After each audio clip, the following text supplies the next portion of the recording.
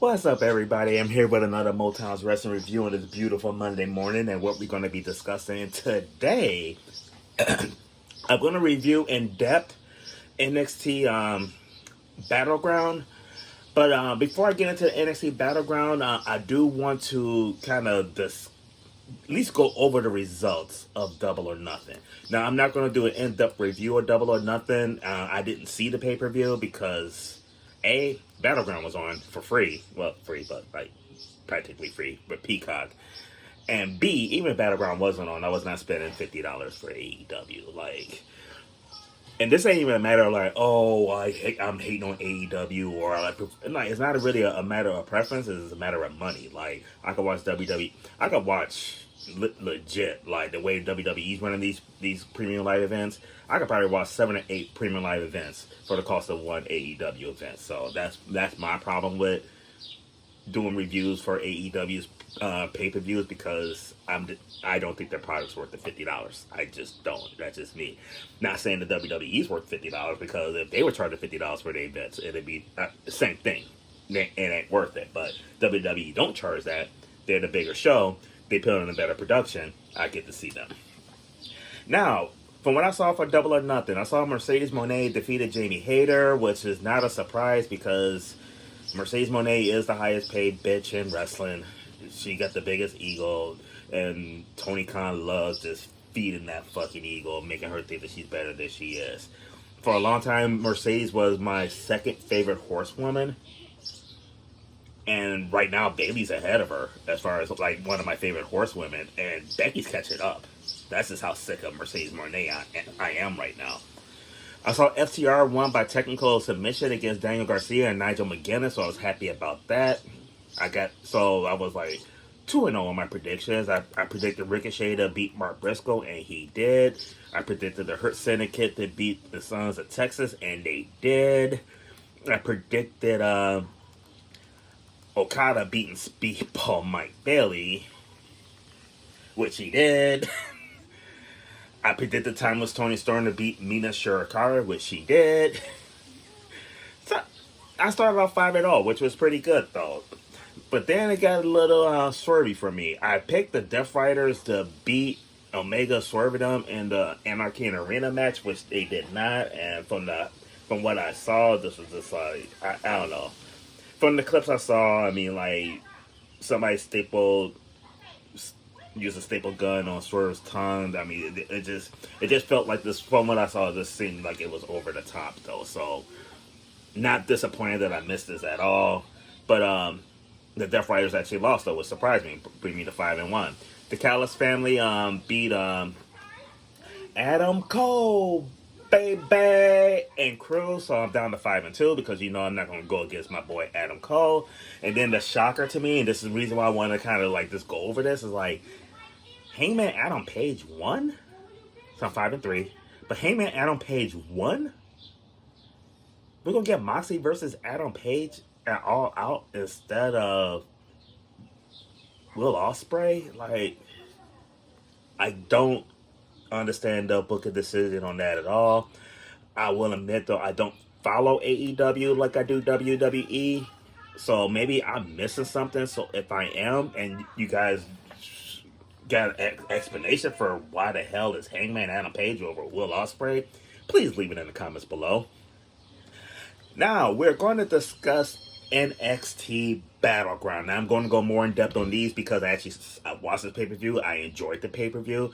NXT, in my opinion, is probably the best wrestling show on TV right now. Like I would take them over Raw or SmackDown. My only problem is YouTube TV don't have CW, so I got to do a little bit more work to watch the episodes. And unfortunately, with my schedule, sometimes I just don't put in the work to watch the weekly episodes. So I'm watching this. I had to watch the pre-show. I made sure I watched the entire pre-show to get all the recap because I don't really follow NXT like I would like to. But the first match was Sol Ruca versus Kalani Jordan for the North American Women's Championship. And after I get my review, one of the members of the Motown's wrestling group made a comment about Sol Ruca, and I'm going to share his comments as well. But because he's very opinionated when it comes to Sol Ruka. But my opinion, this was a really good match. I enjoyed it. This was like a good opening match. I was not surprised that Sol Ruka won. I just thought it was a little early for her to lose her title. So of course she did end up keeping her title. So Ruka did do a STF. Or as I like to call it, the STFU. Now that he's a heel, we should go back to calling it the STFU. But she did a STFU that she locked in better than John Cena. So John Cena, you really need to take notes on how to do your own goddamn move. I thought Jordan had the match won when she did the 5-star frog splash. She hit her with it. I'm just like, oh shit, this shit is over. 1, 2, kick out. Then she tried 2 more pins. She kicked out of both though. But that frog splash was pretty good. And I legit thought that she was about to win it. So Ruka leaped up on the top rope while Kalani Jordan was on the turnbuckle. And then she hit her with the fucking X Factor. That was pretty impressive. I did like her using that. I didn't like her using the spear. You guys, anybody been watching my videos know that like only Braun Breakers should be using the spear. That goes for you, Sol Ruka. Like you might as well just call yourself a fucking member of the Bloodline. Stop using the spear. When Braun Breaker does it, it looks awesome. When other people do it, it looks like horseshit. And the reason why it looks like horseshit is not that they're doing it bad. It just looks horseshit compared to Braun Breaker. And we see Braun Breaker do it every fucking week. Zaraya was kicked out for her interference, and then at that moment, that's when Sol Ruka hit her version. She got the upper hand on Kalani Jordan. Jordan went to the top rope, hit her version of the Soul Snatcher, which I thought was pretty impressive. I did like when she landed her finisher. And then she got the 1, 2, 3.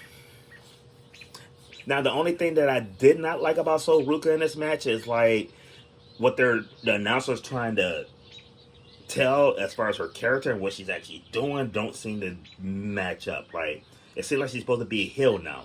She's not doing much heel shit. The only person that did the heel shit in this match was Zarya. The announcer talked about this new killer instinct, and I didn't see a new killer instinct. I just saw the same old soul. I mean, I was impressed with a lot of stuff that she did in the ring though, but if you're gonna build her up as having this new killer instinct, I need to see it. Like, I don't want to hear the announcer say that you have it. I'd rather see you show this killer instinct, though. But overall, though, I did like the match. I gave it a B+. But Joshua and Motown's wrestling group had a whole different opinion of Sol Ruka. He said Sol Ruka sucks. I didn't realize they wanted to start off Battleground with an AEW women's match. Dumbest finish spot, heavy, no sell, shitty shit. Everybody's entitled to their opinions, and I like for you guys to leave your opinions. What do you think? I mean, I thought Sol Ruka did a good job. The only critique I had on her is like, stop using the spear and start being a heel if you're going to be a heel. Obviously, Joshua does not like her. Did not like her performance. Don't think that she sucks. I don't really agree with that, but what do you guys think, though?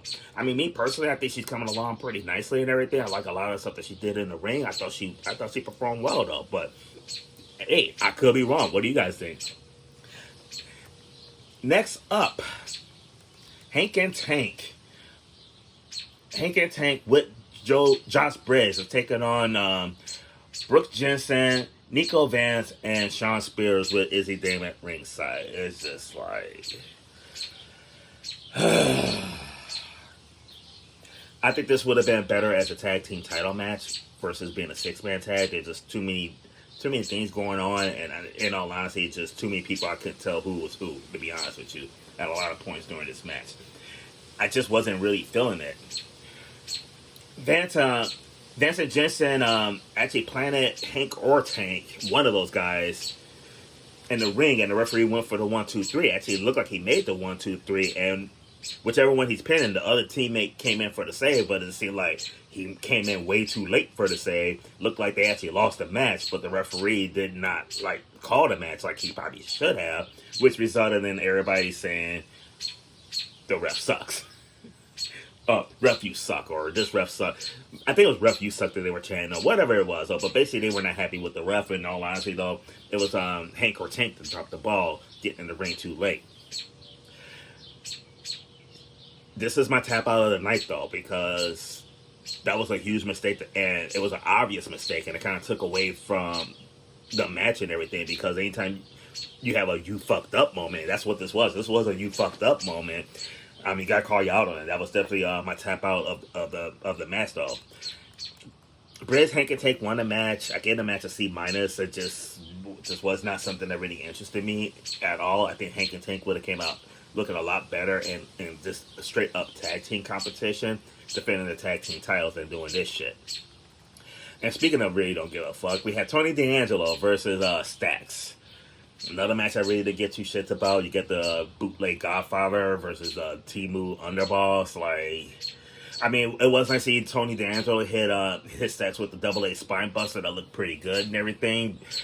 And the Don, when the Don was distracted, Stax hit him, kicked him in the nuts for the most part, and then hit him with the running knee to get the win. And the thing that I liked about this match is the fact that he hit him with the one knee, got the 1, 2, 3, and this match was over. I didn't care who won.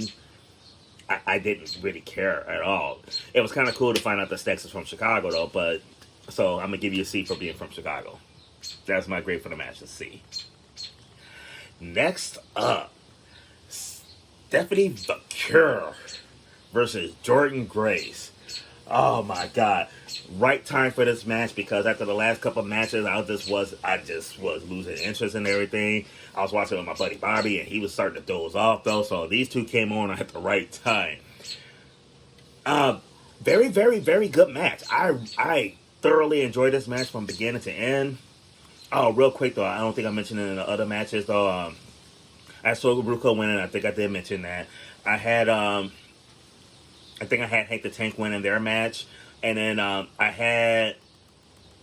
don't remember if I had Tony D'Angelo or Stax. I mean, I was kind of going back and forth, so I'm not sure what I did on that match. Let's just say I picked Tony D'Angelo and got that one wrong. This one I had Stephanie Vaquer. I mean, because to me, that was just the obvious choice. Like, nobody else should. Jordan Grace does not. It's not the time for Jordan Grace to win this match, especially with the AAA event coming up next month that Stephanie Vaquer going to be featured in. And not only that, Stephanie Vaquer is a better wrestler. Like, she's definitely a better wrestler. She is more over. Stephanie was my pick for this. Stephanie went for the Devil's Kiss. And Jordan Grace countered that thing, rolled her out of the ring, had her up on her shoulders, and then slammed her on the table. I mean, she was like, ever danced with the devil in the pale moonlight? That was a great counter. First time we seen that. Very unique offense on her. I really, really enjoyed that spot a lot. But Stephanie finally did get the Devil's Kiss on her. But slamming her face in the mat, the ass up in the air. And as she's slamming it, everybody's going crazy. Booker T's going crazy. And I'm just thinking about putting it on her like, dush. I love the Devil's Kiss. Great move. And finally in this match, because I actually heard it during the after the spear and the Soul Ruka match, the fans chanting "This is awesome," which I'm just like, what the fuck? There was nothing awesome about that at all. But in this match, we got a "This is awesome" chant a couple times, and y'all got it right this time. This match was definitely awesome. Grace hit a superplex into a jackhammer, which was pretty fucking impressive itself. I absolutely love this match. For me, match of the night, this is my match of the night by far. A+. Great job for both women. Stephanie Vaquer is a fucking beast. She's the future of the women's division, though. Thoroughly enjoyed that. Good job. But I will put it on both women like this. Both of them, dush. It's just Stephanie's going to get dushed a little bit more. But we're going to move on to our NXT Championship match, Obafemi versus Miles Bourne, which I'm just like, who in the blue hell is Miles Bourne? I haven't been following NXT. I had no fucking idea who this guy was. And when he came out, I was just like, really? This is the best we could do? We got Miles Bourne versus Obafemi? We just had like Obafemi versus Trick Williams versus the young kid that was fucking like good, excited and everything, and fucking hyped up for that. And this one was just like, once the pre-show they hyped it up, I'm just like, The announcers tried to get the kid over. I'm just like, I didn't like Miles Bourne was kicking out so many of Oba's power moves and everything. It was just too much of that. Bourne did hit a double foot stomp into a moonsault, and then Oba caught him with a choke slam. That was a pretty decent spot in the match. But overall, I mean, this match just seemed like this slow pace. It's just probably one of my least interested Obafemi matches I've seen in quite some time. After several power bombs, though, Obafemi got the win. I gave this match a C+. I mean, I did like that spot, the spot that I mentioned, as well as all the power bombs, though. But overall, though, just was not feeling that match at all. Now we at the main event for the TNA Championship. For the first time in WWE programming, the TNA title's on the line. We got Joe Henry versus Trick Williams, and I picked Joe Henry. Not that I believe in Joe Henry. I did pick Joe Henry to win, but I don't believe in Joe Henry. I believe in Trick Williams. Say his name, and he appears. I believe in Trick Williams. Trick hit Joe with a fallaway slam, and when Joe went for his classic Joe Henry pose, then he caught the champion with a running in with a bookend and got a near fall there. Booker T mentioned how he's been training Trick Williams, and Jesus Christ, look at Trick Williams trying to become little Booker T. Trick Williams did a sprinter Rooney, and then Joe hit him with the rock bottom. Trick hit Joe with a bookend on the announce table, and then got him in the ring and hit him with a running knee again. Trick grabbed the belt. Looked like he was going to use it and get disqualified. The referee got the belt from him. Then Joe tried to do a roll-up. That's when the referee dropped the belt on the ground, made the count. And then Trick got up, slammed Joe Henry on the belt, and then drove his face through the belt while the belt was laying on the ground. And then hit him with the trick shot. And we have a new TNA World Heavyweight Champion. Do you believe? Do you believe? Because I believe in Trick Williams. Whoop that trick. Whoop that trick. Whoop that trick. My moment of the night was Trick Williams standing there with the world title. I was shocked. A lot of fans were shocked. I didn't think they was going to pull the trigger on it. And before the WWE haters talk about how, oh my God, the WWE's burying the TNA by putting the title on them. Before you say that, ask yourself this, and I want an honest answer out of you. Did you say that when TNA had a relationship with AEW and Kenny Omega took the world title? Did you say that then? Because if you didn't say it then, I don't want to hear it now. Trick Williams. I believe in Trick Williams. Whoop that trick. Whoop that trick.